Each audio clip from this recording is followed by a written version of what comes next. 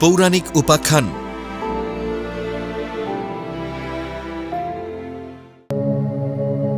বাসন্তী পূজা বা দুর্গাপূজার আদি ইতিহাস কি? বাসন্তী পূজা হল বসন্তকালে অর্থাৎ চৈত্র মাসের শুক্লপক্ষে পালিত দেবী দুর্গার আরাধনা।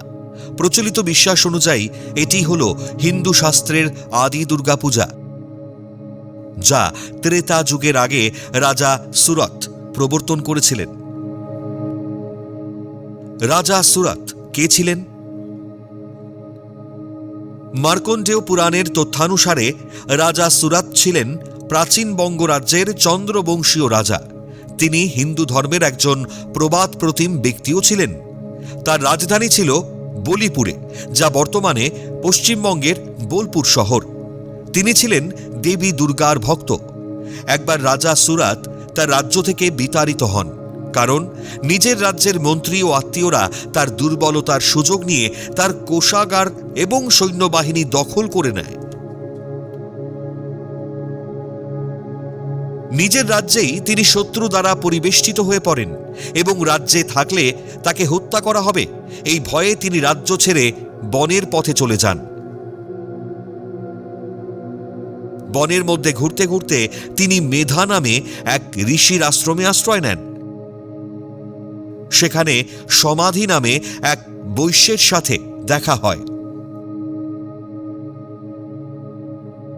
যিনি তার সমস্ত সম্পত্তি, বিষয়াশয়, ব্যবসা হারিয়ে বনবাসী হয়েছিলেন। শত্রুদের কাছে রাজ্য হারিয়ে তিনি মনের শান্তি ও ঋত গৌরব ফিরে পেতে মেধা ঋষির পরামর্শে রাজা সুরত দেবী দুর্গার আরাধনা শুরু করেন।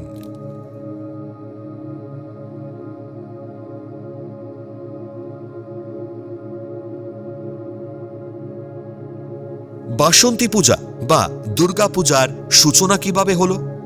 হিন্দু পুরাণ অনুযায়ী সত্যযুগে রাজা সুরত মেধা ঋষির পরামর্শে প্রথম দুর্গাপূজার আয়োজন করেছিলেন। পশ্চিমবঙ্গের পশ্চিম বর্ধমান জেলার দুর্গাপুরের কাছে গড় জঙ্গল নামক স্থানে মেধা মুনির আশ্রম। সেখানেই তিনি এই পূজার আয়োজন করেন। দেবী ভাগবত পুরাণ ও মার্কেন্ডীয় পুরাণ অনুযায়ী রাজা সুরত তার হারানো রাজ্য ফিরে পাওয়ার জন্য ঋষি মেধার পরামর্শে চৈত্র মাসের শুক্লপক্ষে এই পূজা করেন।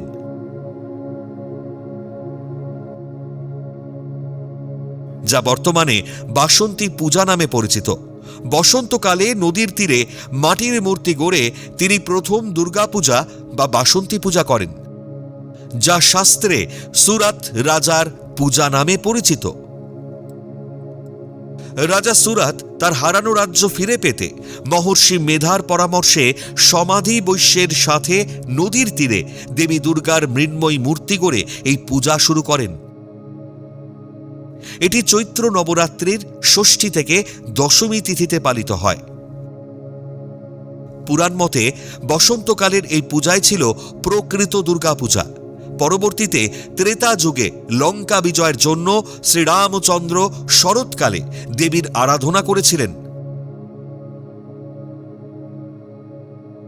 যা অকাল বোধন বা শারদীয়া দুর্গাপুজো নামে পরিচিত হয়। মার্কেন্ডীয় পুরাণ অনুসারে রাজা সুরত দুর্গাপূজার পর তার রাজ্য পুনরায় ফিরে পেয়ে মর্তের অধিবাসীদের মধ্যে দেবী দুর্গার মাহাত্ম্য প্রচার করেছিলেন। শারদীয়া পূজার মতো ষষ্ঠীর বোধন এখানে বাধ্যতামূলক নয়, কারণ এটি দেবী দুর্গার নিদ্রার সময় নয়, বরং জাগরণের সঠিক সময় বলে ধরা হয়।